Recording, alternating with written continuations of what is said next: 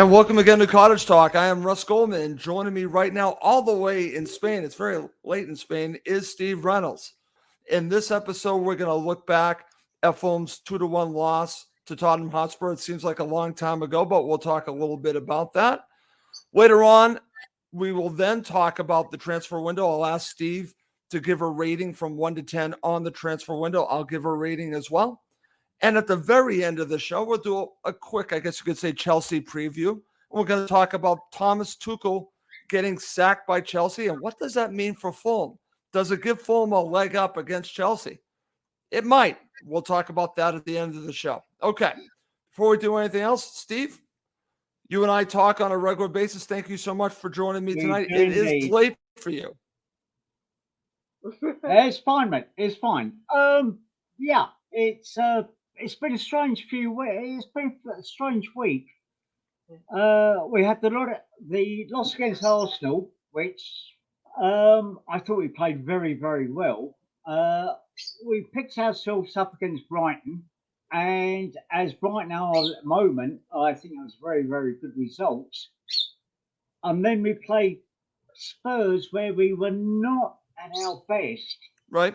But in pure Fulhamish manner, we could have actually got deflection, scored, and got a draw. So exactly. I think as a whole, I think it sums up how the season has gone. Right. I think beginning of the season, you said, could we get where we are at the moment, number of points we've got? I would have said probably most Fulham supporters probably would have said probably not.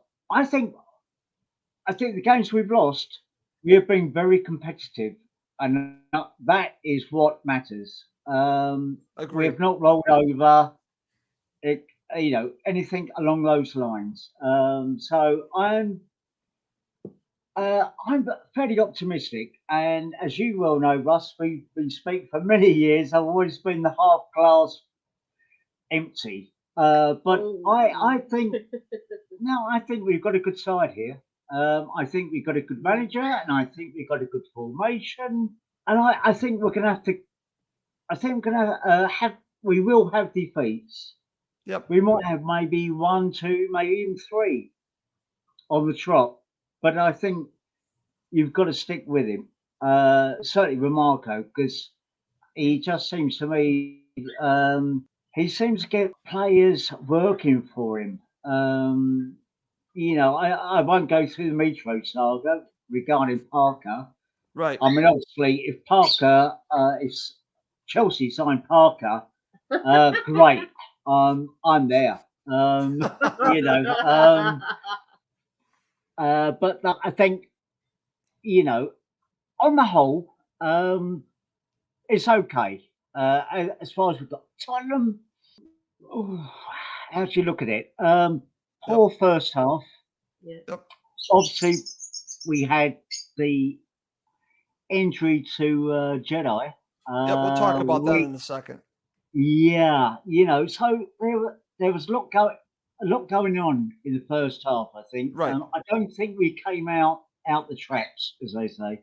Okay, well, we're going to talk about that in a little bit more detail in a second, Steve. I just want to also mention to everyone, please do subscribe on our YouTube channel. It helps other Fulham supporters find us.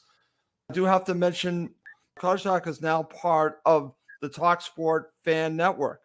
And what that means is that we're going to be part of this network that's all of these podcasts. Hopefully, their plan is to have a podcast representing each club.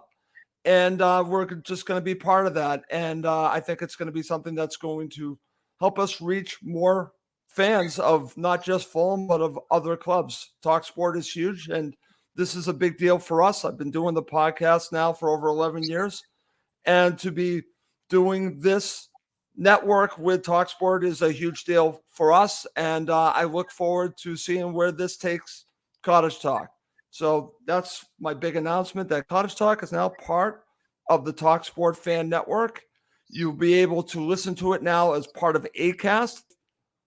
This is a growing network that they're going to be doing a huge announcement after the World Cup that's going to be promoting the talkSPORT fan network. We're kind of on the ground level now. We're in the beginning stages, but I think this is going to be great, Steve. And I look forward to seeing where this network takes Cottage Talk.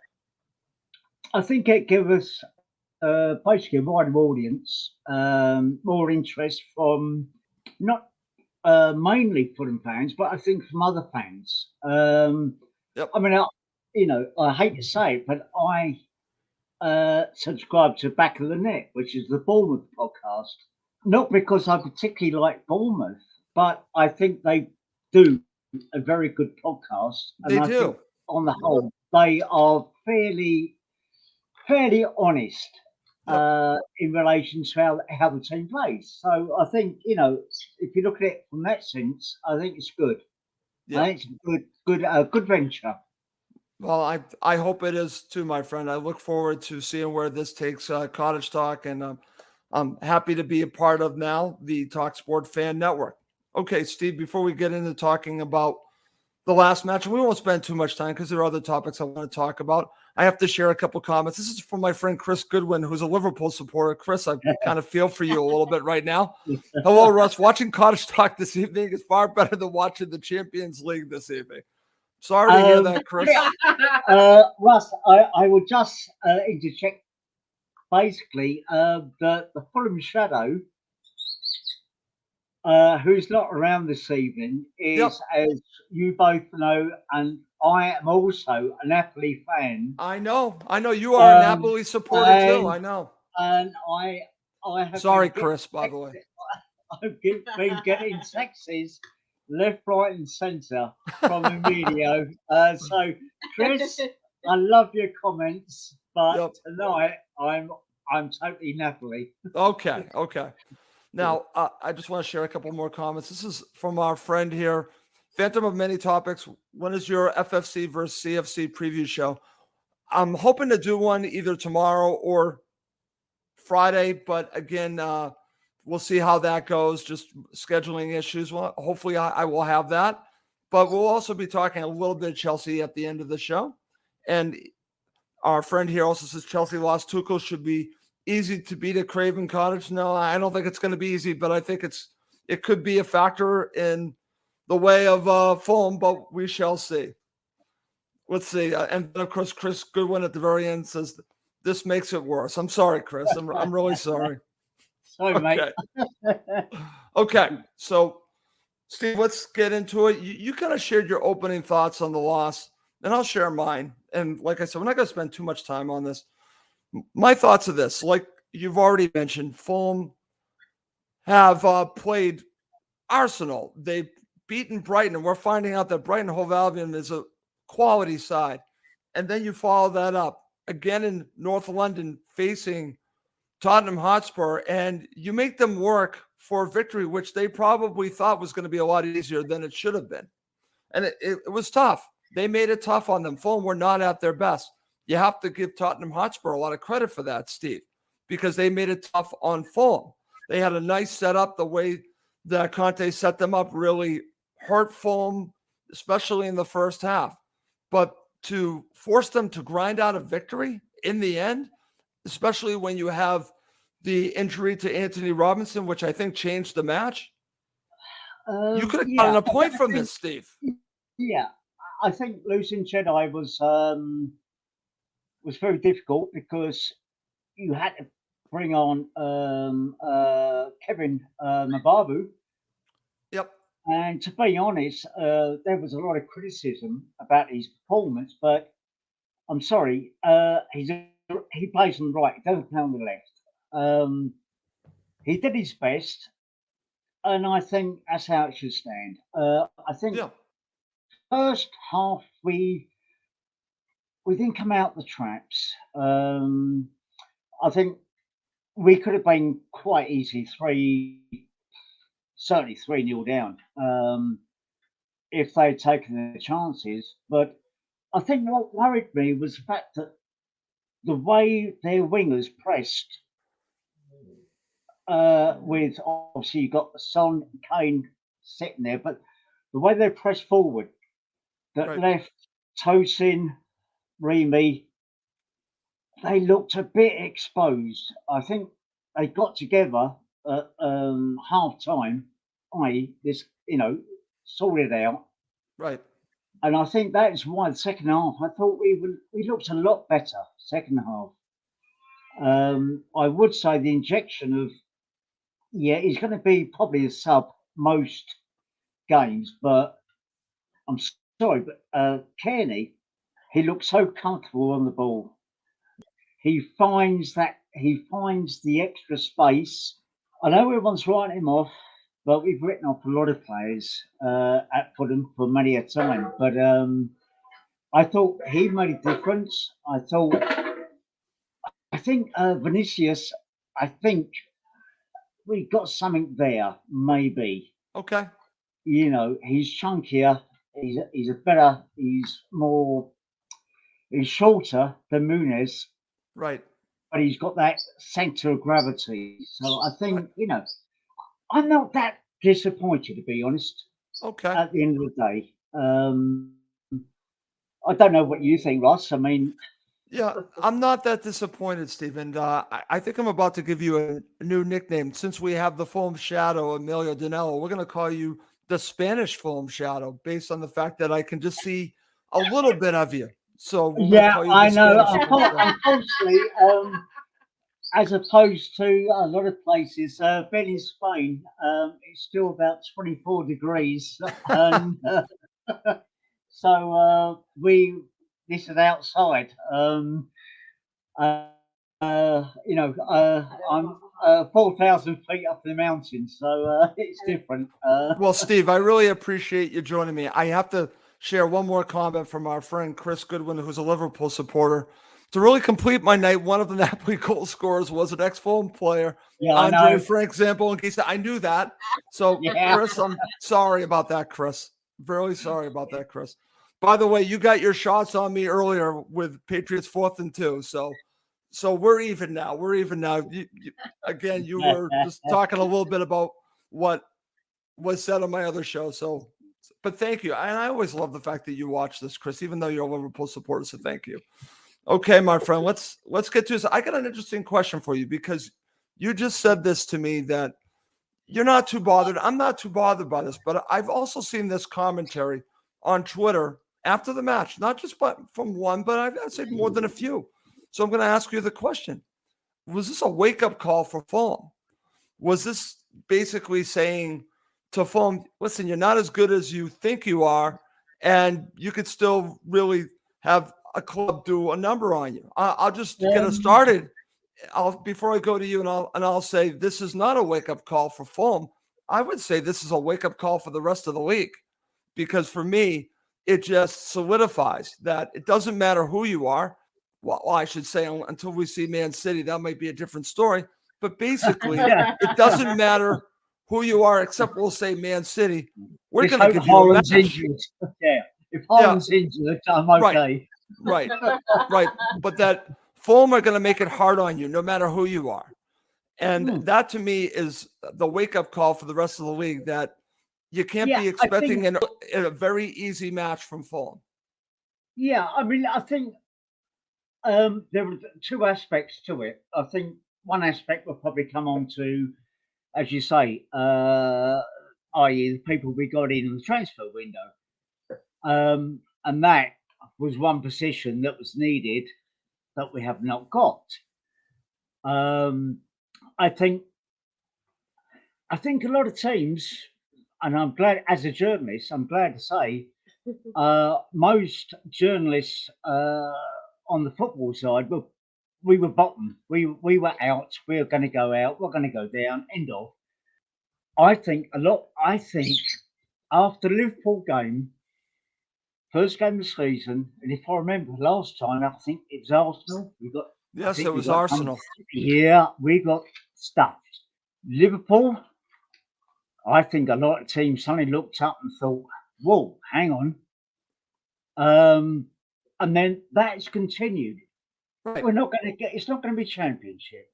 We're not going to get wins week in, week out. We're going to go through, as I say, we're going to go maybe 2-3 games without a win. Right. But we are nicking and deservedly so. Also, we are nicking games by the Right. way we are playing, and I think Right. another thing I have noticed, and we are going back to the wonderful days of Roy Hodgson when Craven Cottage was a fortress. We might lose away, but we didn't often lose at home. And Right. I think that with the atmosphere, I haven't been there that this season yet. Hopefully, going to get over next. I don't know. I've got to sort all of that out. But the fans are behind the team. They are behind Silver. They are behind the ethos that Silver is putting forward, and that you've got to Totally back. agree, Steve. And that to me is the difference. I'm glad that you said that. And I'm glad that you talked about Craven Cottage being a fortress again, because I have not seen them look like this. And listen, we've seen some very good sides under Savisa. Dare I Yep. say, already under Marco, we've already seen a really good side.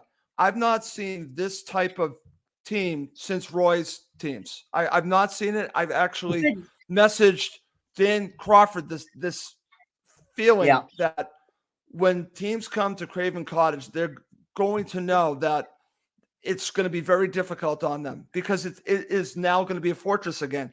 I've not felt like that since Roy Hodgson. I didn't feel like that under any other manager. And I'm including Savisa. I'm including Mark Hughes. I'm including some of these managers that had good teams at Fulham, but it doesn't, but yeah, it's just a different yeah. feel to it, Steve. It's a I, fortress I, again. yeah, I would put Tigana, the team of Tigana. I thought you're going back, a while now, Yeah. but that to me was great. It was a beautiful team to watch, Saha and everybody else. But I think it's it's the build up that's it's slowly getting, certainly at home, it's building up whereby you're sitting there saying, actually, we don't really fear anybody. No. I could, I know we're going to get onto the Chelsea Yes. later on, Yep. but teams like that we would fear. There's Now, no fear right now for us. exactly, and I think that is what Silver has brought. And I Yep. think also I think a lot of credit's got to go also to the back boys, Boa Morte. Yeah. His whole coaching staff. Yeah, yeah, they were, and also I know they do the on the Fulham podcast, FFC TV, Yep. but you can see there was almost like a unity amongst the players, Right. and that I think has been missing. I think it's missing under certainly Mr. Parker, put it Oh, that way, and be yeah. polite. And I just think I'm licking a word from Roy, which is belief. Right. Right. And Believe. And and I think that we're starting to get that back as a team, as a supporter. There's that. I don't know. It's just something there. well, again, I have not been to Craven Cottage. Obviously, you have, Steve. And I'm just going by what everyone's been saying and also what I'm feeling when I'm watching these matches. And you could tell a different atmosphere at Craven Cottage this season. It's been different. And It it's has. only going It to has. get better as they release more seats, and they are releasing more seats in the Riverside stand. When that is completely full, it could get to the point where Craven Cottage is intimidating. And Yeah. I'm not saying that it's not already, but I think it's going to go to a different level where we've always wanted Craven Cottage to be what it was in the past, a Yeah. fortress. Yeah. And it's I getting to mean, that point again. yeah. You can take teams like in the Premiership at the time, teams like Burnley, Sheffield United. Difficult places to go. It didn't matter whether you Liverpool, Man United. You didn't want to go there. No. And that's what we need at Fulham to build that, Right. Right. get that behind, get behind the kids, the lads, everything,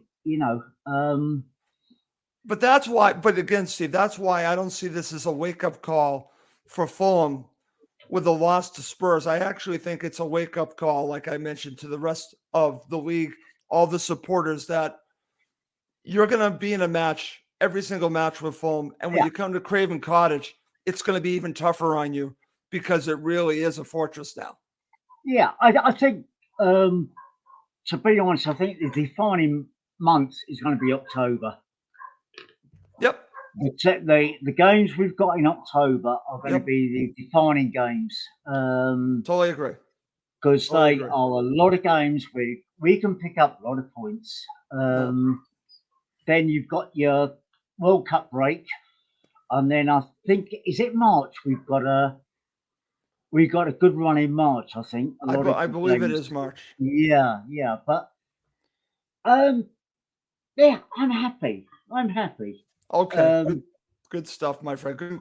I'm going to share another comment. This is from our friend Val, who's a good friend of the Fulham Shadow. He says, even though I can't stand Spurs, I like them to lose every game, but they were far better than us in the first half, and we really had only the last 15 minutes. We have to be on our game and up for every game from now. And I agree with Val on that. And I think the substitutions helped. I agree that the substitutions helped. But in the end, as I said, Steve, as we go through this and we talk about this match, and I don't want to spend way too much time on it. When I look at it, and if this is Fulham at their worst, and to lose 2-1, that's progress. Yeah, I think any Fulham fan would have taken what we've got so far this season quite happily. After the games we played, they will be quite happy with that. And I think it's a case of move up and move on. We're good enough. We're good enough. Exactly. And I just want to mention, as we're recording this live, I just got a little notice on my phone that Napoli won 4-1. So sorry, Chris Goodwin. They won 4-1. Yeah, I know some certain person in Wimbledon, in London, who will be very, very happy. Yep, the Fulham Shadow and the Spanish Shadow, Exactly. Spanish Fulham Shadow are both very happy right now. So, my friend, let's just talk a little bit more about the match. Let's talk about the goals. Let's focus on that. So let's talk about the goal near the end of the first half from Spurs. And Kevin and Babu was being pointed out. He did lose the ball here. But again, as you mentioned, he's playing out of position. But this is really a good quality goal from Højbjerg. Your thoughts on the first goal from Spurs? Yeah, I mean, it was a good quality goal. I mean, are we going to be picky? If you want to be picky, you could say that Reedy, arms behind his back, stood off before the ball was actually played in. But that's been really picky. We got caught. Yep. Good goal. End of. I'm fed up picking out little bits here, little bits there. He should have been there. He should have been there. This happens in a split second, So it was a good goal, Russ. End of. Yeah. I agree.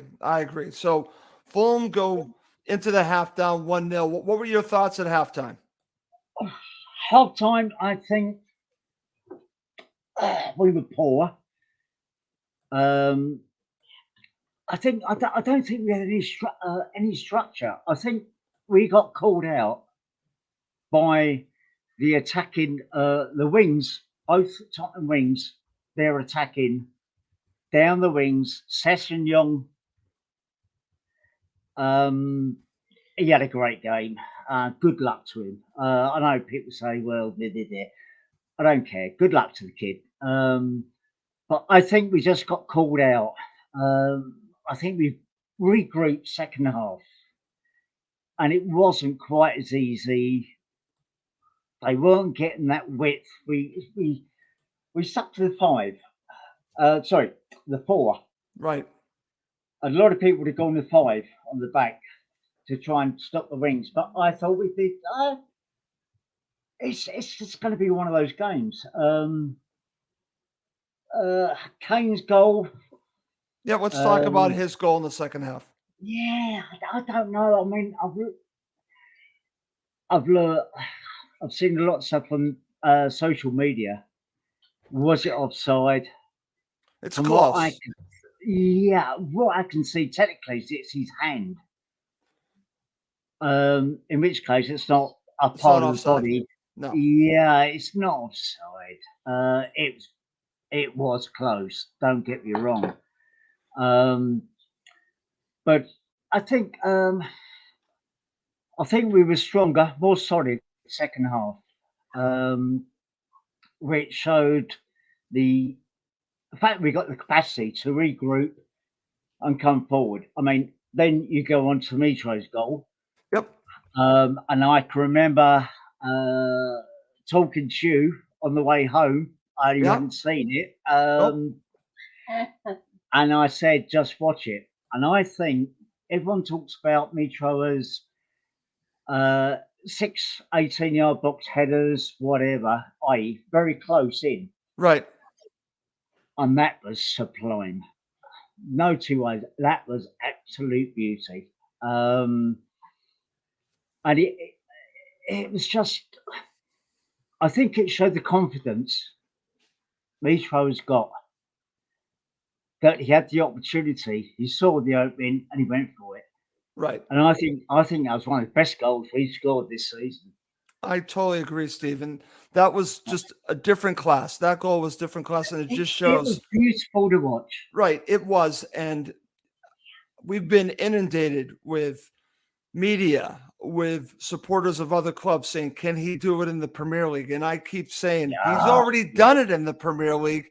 He just didn't do it under Parker. And I'm sorry, I'm putting a lot of that on Parker last time we were in the Premier League. So if you want to hang your hat that he can't do in the Premier League, you're dead wrong. He's going to prove you wrong. He has 6 goals already, Steve, which is amazing. He's not going to average 1 a game, but he's going to score a good amount of goals. I said 15. He might beat that way into the season. I'd go 18. 18 maybe even 20. I think his confidence is that high now. It's through the roof. It's through the roof. And I think also it applies generally around the team as a whole. Right. What Silva, Morte are putting into the team. Right. They're a confident team. Exactly. When they come out, it doesn't always work, agreed, but generally they're a good. We're just so full of confidence. Okay, good stuff, Steve. And what's interesting here, because again, they had their opportunity that they could have been up 3-1. Obviously, that got taken away from VAR, but it was the right call. But you know what? Fulham had a great opportunity for an equalizer.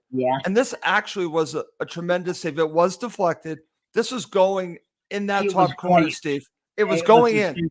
It was a superb save by Norris. No two ways about it. Fulham supporter, you're hard done by. You feel disappointed, but at the end of the day, you've got to give credit where credit is due. He has got away to the far on his left-hand side, and he's just tipped it, and it was a superb save. It was. And to be honest, did we deserve a draw? I might upset a few people, but probably not. I think Tottenham probably edged it. Sure. I don't think that's crazy to say, Stephen, and I don't think it's wrong to say. But with that said, they were the better team. They were the better team. Right. Fulham would have been fortunate to get a point there. But here's the thing. They were still in position to get a point, not playing their best. And honestly, as I've heard from many Tottenham supporters, and I've seen it across social media, that was their best match. So you got them at their best, and they only won 2-1. Yeah. Think about that. I saw that on a few of the Tottenham websites, saying that this was their and they best were all saying performance. that is the best they have played. Everybody just clicked. And we only went down 2-1, and we could have nicked Just it. think about that. Yeah, Just, yeah. just Come on. Don't get disheartened. Just keep plowing on. exactly, You know. exactly, Steve. Listen, let's finish this up by getting your man of the match. Who was your man of the match? I thought Palina again. Problem. Another yellow. He was good, but I'm sorry, just for the Vitro goal. It was absolutely It was Mitro. out. It was sublime. Okay, I understand. I'm actually going to go with Mitro as well because Fulham are very dangerous when he's dangerous. But I will say this, that I can't believe I'm going to say this, but right now, the three Fulham players that Fulham can't afford to lose right now towards injury, towards red card, to being out for suspension would be Mitro, Paulinho, and Anthony Robinson. I can't believe I'm saying Anthony Robinson, but I have to say it. I don't. Yeah, I mean, you've been a bit of a critic. I've been a bit of a critic at times. I've been more than a little bit of a critic. Yeah, So. I'm being polite. I think Polina, I'm sorry, but what you've got is what you're gonna get. He's gonna pick up another yellow. He's gonna get one day, a red card, one match off. Yep. You've just got to put up with that. I think we have to accept that. Okay, as a my whole, friend. that's what's going to happen. Okay, very good. All right. Coming up next, Steve and I will, in the second half of the show, talk about the transfer window, our thoughts on it overall, and we'll end with our thoughts on the upcoming match with Chelsea as Thomas Tuchel got sacked. Okay, Steve, back to you. Let's get to talking about the transfer window. You and I talk a great deal during the week. So let's just go through your thoughts on overall on the transfer window. Give me a rating from 1 to 10 if you're watching live. We have a few people watching live. I know it's late in England, but if you're watching live, feel free to give us a rating overall on the transfer window. Before I get your rating, and I'm not going to give a rating until I hear yours, I'm just going to say that I think that Fulham got a good amount of quality here, Steve. Did they get everything that they need? The answer would be no, because I think that they needed some more help in central midfield. I don't think that they got enough backup. I felt that they needed backup to Paulinho in the case that he gets suspended or gets injured. So they don't have backup. If you're telling me it's Nathaniel Chalobah, well, then I'm telling you you're wrong, because I don't think he's proper backup for Paulinho, but he might have to be backup for Paulinho. But if you look at overall, and I'm going to tell you, the best signing for me, Paulinho is the best signing, but I haven't told you this. The second best signing for me is Daniel James, and the third is Leno. I think Daniel James is going to end up changing Fulham. Watch what this kid can do, especially when Harry Wilson comes back.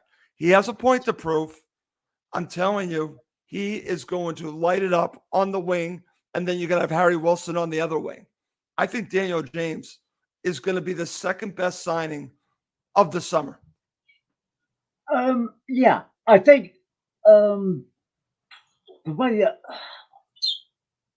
I'll probably push a boat out a bit here, because obviously I'm going a fair bit in advance, but I think Leno is a great signing. I feel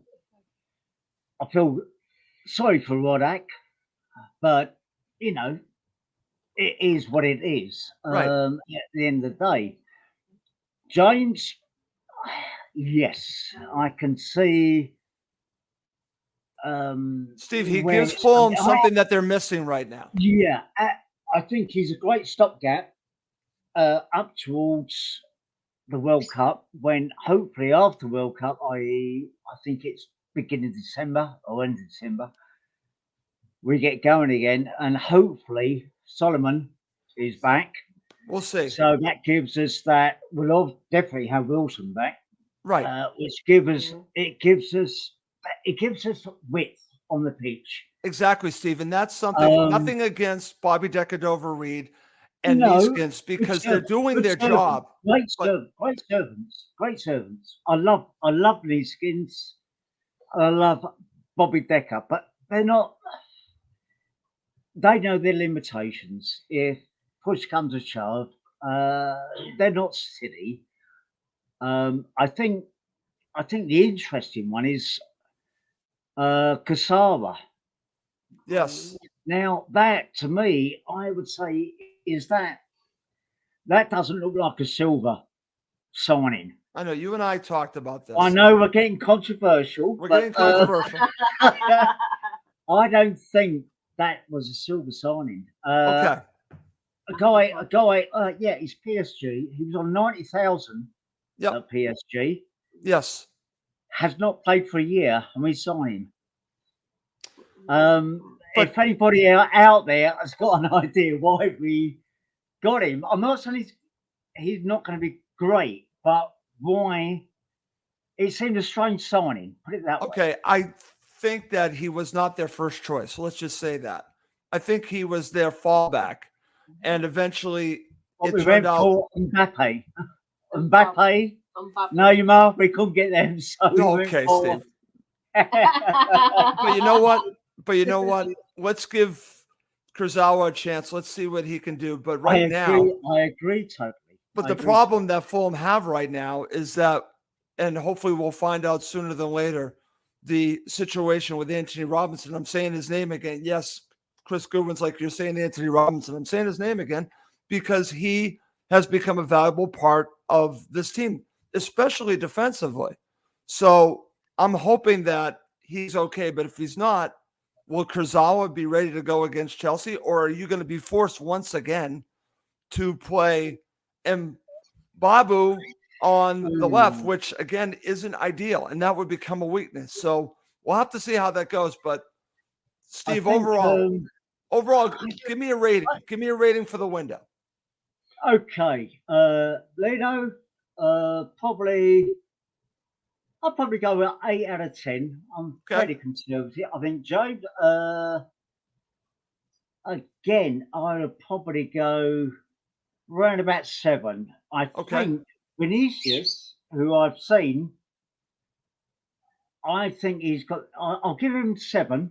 7. But I think he could go right. He could be a lot better than that.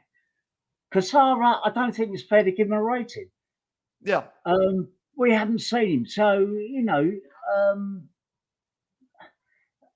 I'm not gonna put a comment on someone I haven't seen even play. It's not fair. It's not fair. Okay. It's not fair to the player. Okay. How about Willian?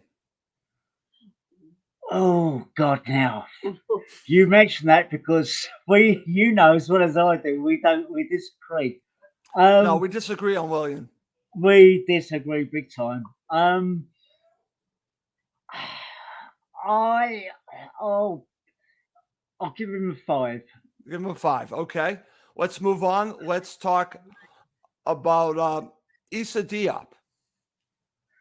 Diop, again, haven't seen him play. And he was fairly low down on the West Ham side of things. But I'm not. You see, I'm kind of basically shoot my own argument down in some senses because I think Silva, oblique Boa Morte, because I think they are a double act. Right. They have got a hell of a lot more out of players that most people didn't think of. They sure have. So I'm gonna hold up on that one. Okay. Because I don't think it's fair to judge. Sure. No worries. Player on maybe 1 or 2 performances. No worries. How about Kevin Mbabu? Mbabu, wrong side. He was wrong side of the pitch. I think he's not as quick, I don't think, as Kenny, but It's a good crosser of the ball. he is superb. Villarreal on the pitch, 15 minutes, 2 absolute gems across Mitro. Yeah, I think right side of the pitch where he belongs. I think I'd stick definitely with him. No two ways about it. Okay, how about Shane Duffy?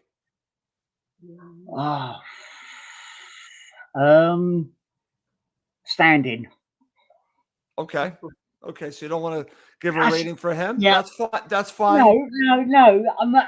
No, I'm not being. You're on the fence. You're on the fence. Come on, get off the fence. Spanish Shadow. Get off the fence. Yeah, no, I'm not being detrimental to him, but I can't see what he's going to bring. Okay, fair point. Paulinho. I'm going to give Paulinho a 10 out of 10. Paulinho, I'll give 9 out of 10. 9 out of 10. I would give him 11 out of 10, but I can see him missing vital matches because of bookings or possibly red cards. Okay. He's got to calm it. Okay, Steve, let's end with Manor Solomon. Again, he's injured, but overall, what are your thoughts of the signing? I think for what we've got, I think he's. I can only work on what I've seen on the likes of YouTube and whatever. He loves it down the left wing. He likes bringing it inside to either shoot, or he can also. He's a great one at laying off the ball. To, in our case, would be the likes of Plano or a Pereira. It's very difficult to judge. I think I'd give him a 6 at the moment because it's unfair again to judge. Somebody you haven't seen, I mean, the biggest problem we've had this year is we've lost 2 players in really main positions down the wings, and that has really changed the whole dynamic of how we've got to play.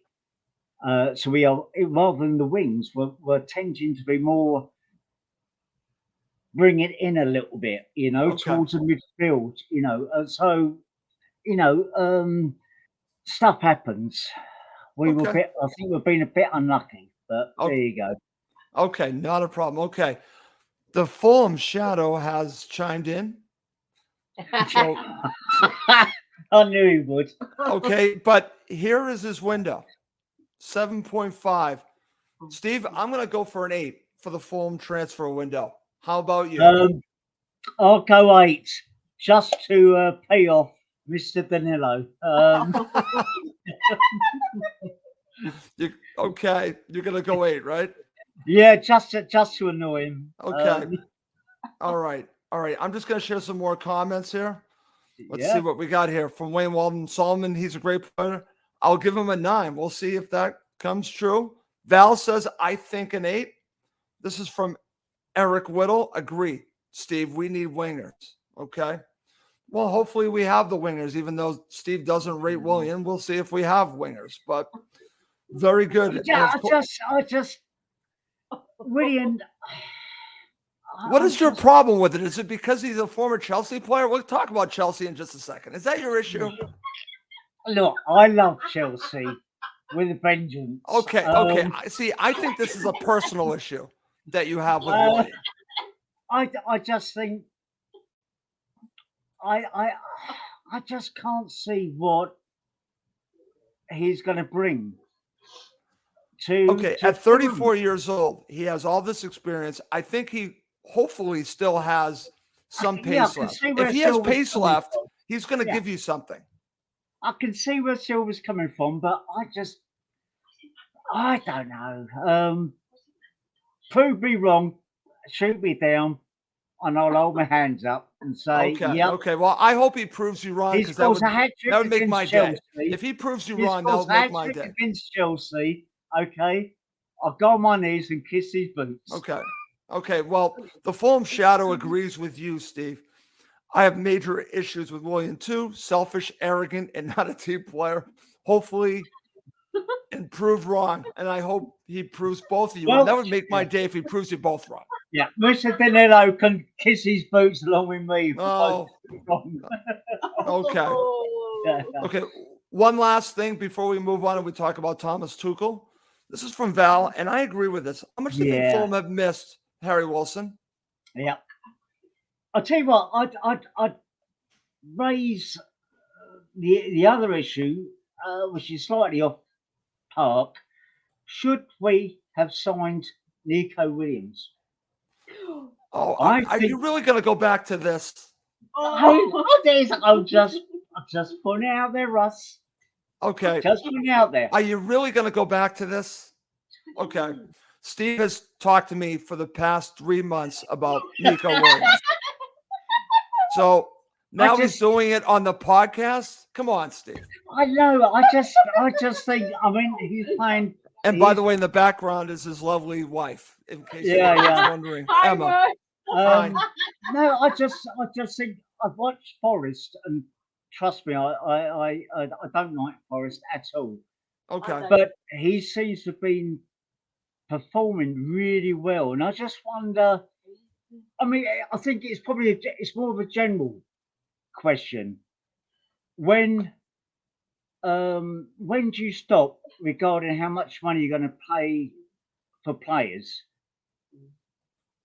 Do you know what I mean? As far as the board are concerned, Yep. should we have gone an extra 5 million for him? Diaz, I don't really know what we were. Right. Apparently, we offered 17, but do you go the little extra? I don't know. Well, that's a good conversation for another show where we can Another talk time. about. I agree totally, Russ. I agree totally. We can do a whole show about the director of football and how he came up with the players that he came up with, and did they spend money wisely? We can do a whole podcast about that. Oh, Jesus. Okay, but to end the show, I definitely want to talk about Thomas Tuchel. Okay, this came as a surprise, Steve. Was this a surprise to you that he got sacked today?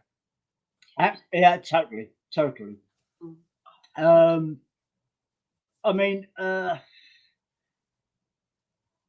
people had to go at Parker, or rather Bournemouth, sacking Parker after only 4 games, I think. Correct me if I'm wrong. Chelsea are a club who want to try and spend their way to the top. The trouble is they keep picking the wrong choices.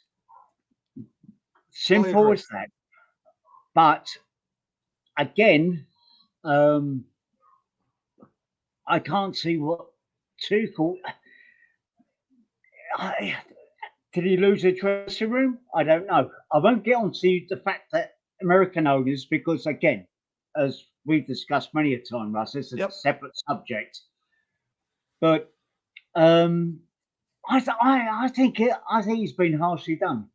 I agree, but here's the thing that I'll say about Tuchel, and I've watched Chelsea play, and he likes to play a certain way. I was listening to a show all about this morning on a show that you would feel very comfortable on. It's called Grumpy Pundits. Yeah, and it's a show on Sirius XMFC. And the pundits on Grumpy Pundits were talking about the fact that Thomas Tuchel doesn't really like strikers. And that's a fatal flaw with him, that he really doesn't like strikers. And then they go on and they bring in Aubameyang. It doesn't make sense. But in the end... Yeah, apparently Aubameyang, he quoted the fact that he was really happy to be working under Thomas, etc. And apparently they met the total was from 59 minutes. That is it. Okay. You know, okay. I think the difference with Chelsea is they are a club who think they should be at the top. Right. And they demand everything. And what they do by demanding everything, here's all the money, go out and spend it, who you want, but they don't spend wisely. No, they don't. You pick out a player. Look at City. I mean, you got that bloody giant of a man Haaland, who is, I mean, he's unbelievable. But City knew what they wanted. Pep Guardiola knew what he wanted, and he was going to go for him. And that is the difference with Chelsea. Chelsea are getting in bit players. You know, I mean, I've got no love for Chelsea at all. Never have done, never will do. But I still think they are a club who think they are better than they really are at the moment, who expect they should be challenging for the title. You know, look at, you know, I know it's an up and down. Look at Liverpool. They just got stuffed by Napoli. Are they going to sack Klopp? I don't think so. No, yeah. But you know, listen, it's a shock. But the other part of this story is this. So they sacked Thomas Tuchel, and now there's interest in Graham Potter. And I think Graham Potter has a chance to be a wonderful coach. But this is the thing that concerns me and worries me at the same time. And I'm going to bring it back to Fulham. If you're a Brighton and Hove Albion supporter, how do you feel about your club giving permission to Chelsea to come after your manager? Now, again, there's a number that they had to reach, apparently, that I've been reading, that they had to reach, that they would have to pay to get Graham Potter, basically like a transfer fee. But what does this say to Brighton and Hove Albion supporters if you're willing to let your manager go? I think this is horrible, by the way. And honestly, if Fulham did this with Marcos, we could take out Graham Potter and put in Marco Silva. How would you feel if Chelsea came in for Marco Silva? You see, you can have him, because that's what's going on here. I'm talking about the Brighton and Hove Albion owners. You could have them. Yeah. What? You could talk to them. Yeah, I think through time, if you look at managers who've gone from, let's say, lower league of the Premier League, and going up, very few have survived. Right. It's a big difference between being a very good, and Potter is a very good manager. Don't get me wrong. I've got a hell of a lot of respect for him, but he's got a small budget, and he operates within that budget. And the trouble is, when you are then transferred to somewhere like Chelsea and you're given, well, he won't have that budget until January, but do you know, all of a sudden, you've got Brighton, you've got players who all get on with each other. All of a sudden, you go to Chelsea and you've got personalities, the big I am, and all that. And you've got to, as a manager, got to try and settle them down. Right. And that is, I think, is half the trouble. Why a lot. If I was Graham Potter, stay at Brighton, mate. See, he should not go. If I'm Graham Potter, you stay. Stay where you are, mate. And you build what you already have, because at some point you're going to get sacked by Chelsea. Stay with what you have. You build something really nice at Brighton and Hove Albion. Don't go to Chelsea. Yeah, it's a bit like the Southampton manager. Exactly. How many people were saying he's going to be sacked from before he begins? He's still there. I mean, the best thing that can happen to Chelsea is Scott Parker signs on a 3-year contract, and then we can, basically, I can watch championship games with Chelsea next season. So that's the best thing that can happen. Scott Parker, go for it. Listen, I understand what Chris is saying. I think Brighton fans are realistic that Graham Potter would be signed by a much bigger club one day. Yes, and then, of course, I get this as well, talking about the Roy situation with Liverpool, but it doesn't make it right. It doesn't make this right. I hated that at the time. I didn't like Roy Hodgson going to Liverpool. Obviously, it was a terrible fit. It was a mistake. Roy never should have left, but he went for the prestige of If you look Liverpool. at that's what I'm saying, Russ. Though, if you look at the history of managers who've gone from small teams to take over big teams, Yeah. it ends in failure. 9 times, well, I wouldn't say Yeah. 9 times out of 10, but quite often it ends in failure. Okay, Chris, I'm going to share this. Don't start with us, okay? I don't want to hear Roy who. Okay, don't start with us. Yeah. We know how you guys feel about Roy Hodgson. We love Roy Hodgson. Steve, we've been talking for a long time. This has been great. I want to end with this topic, okay? Let's end here. Let's end with talking about this because I think this is a serious topic now. I'm going to ask you this. Is this Fulham's best opportunity to beat Chelsea in years? If you'd asked me yesterday, Russ, yes. I think we would have minimum a draw, possibly a win. Wounded animals always fight back. That is the worry I've got about Saturday. It can work two ways. But it's a rudderless ship right now. It's a rudderless ship. I agree totally. I think this is their best chance. I could be wrong. I think it's best chance in a long time. I was at the Cottage the last time we beat Chelsea. Okay. And it was so much fun. In more ways than one, because this is a wonderful opportunity, Steve. I know what you're saying, and the negative part of your personality is coming out because you want to protect yourself. I get that. But for me, this is a wonderful opportunity. They had an opportunity 2 years ago at Craven Cottage. Then, of course, we had the situation with Anthony Robinson. But coming back to him. But I will tell you that you're right. This could be the wounded animal scenario, but this could also be the rudderless ship scenario. I don't know. I think irrelevant of whether Tuchel was there or he's gone, I still fancied a draw, but I also fancied us nicking a 2-1. Okay. Well, I'm just going to say it right now. Go on. Okay, I'm going to put it out there right now. Fulham are going to win 2-1. I'm putting it out there right now. Yeah, you just stole my thunder. You knew it. Give me your prediction, Steve. I'm going to go 1-0. I'm confident. I think we're going to nick a 1-0. Okay. Because we're going to Chelsea is going to be packed. And I'm telling you, it's going to be a fortress. It's going to be a tremendous atmosphere.